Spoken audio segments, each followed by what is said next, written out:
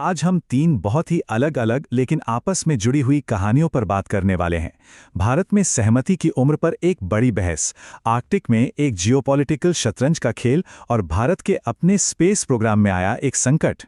तो चलिए शुरुआत करते हैं भारत से, जहां एक बहुत ही पर्सनल और कानूनी दुविधा है जिसका असर हजारों नौजवानों पर पड़ रहा है। फिर हम देखेंगे कि कैसे दुनिया में एक बड़ी पावर प्ले चल रही है, और आखिर में हम समझेंगे कि अंतरिक्ष में भारत की उम्मीदों पर एक संकट क्यों मंडरा रहा है। तो सबसे पहला सवाल, एक ऐसा सवाल जो कई परिवारों को तोड़ रहा है और नौजवानों के भविष्य को दांव पर लगा रहा है। क्या कानून की नज़र में कम उम्र का प्यार एक जुर्म होना चाहिए? चलिए एक सिचुएशन लेते हैं। एक 17 साल का लड़का और एक 17 साल की लड़की दोनों एक दूसरे को पसंद करते हैं और उनकी सहमति से एक रिलेशनशिप में हैं।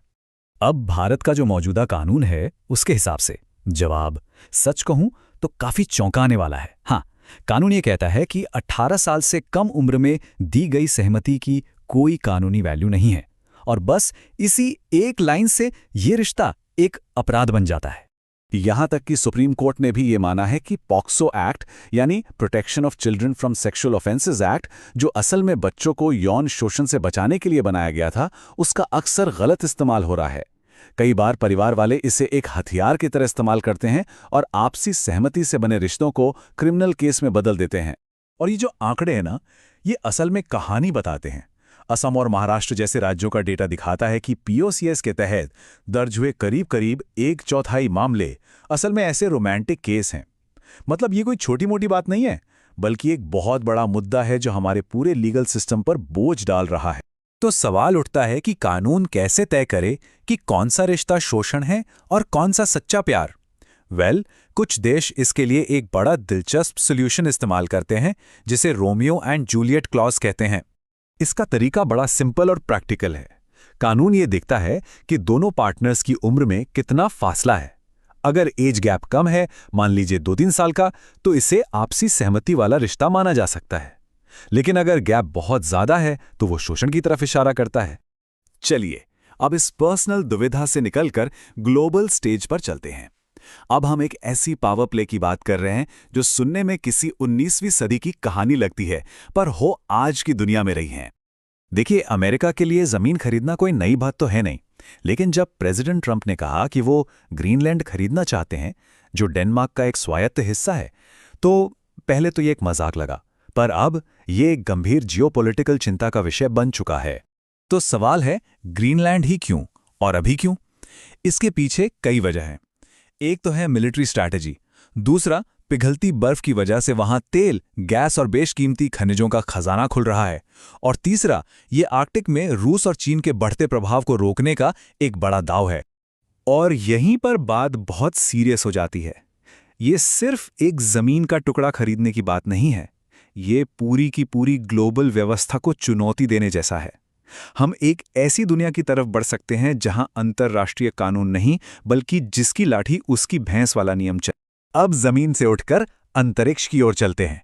हमारी आखिरी कहानी भारत की शान इसरो के बारे में है, जो इस वक्त एक अप्रत्याशित संकट से जूझ रही है।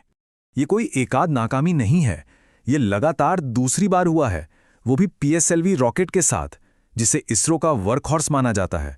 मतलब सबसे भरोसेमंद रॉकेट, जिसने 50 से ज्यादा सफल मिशन पूरे किए हैं। और इसको समझने का सबसे अच्छा तरीका एक एक्सपर्ट ने बताया। उन्होंने कहा, दिक्कत कार के डिजाइन में नहीं, उसके किसी एक पुर्जे में है। दूसरे शब्दों में, पीएसएलवी एक मारुति 800 की तरह है, एक भरोसेमंद टेक्नोलॉजी।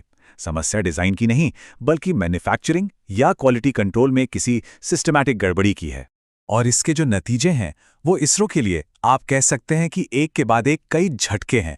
दुनिया में उसकी साख को धक्का लगता है, कमर्शियल नुकसान होता है, और उसकी पारदर्शिता की जो परंपरा रही है उस पर भी सवाल उठते हैं। अब इसका सीधा सीधा असर पैसों पर कैसे पड़ता है, वो यहां दिखता है। सीधी सी बात है, जब रिस्क बढ़ता है तो इंश्योरेंस कंपनियां ज्यादा पैसा लेती हैं। इससे इसरो के लॉन्च महंगे हो जाते हैं और स्पेसएक्स जैसे प्रतियोगियों को सीधा फायदा होता है। तो भारत में एक कानूनी बहस, आर्कटिक में जमीन की खींचतान और श्रीहरिकोटा में एक रॉकेट का फेल होना, इन तीनों में आखिर कॉमन क्या है?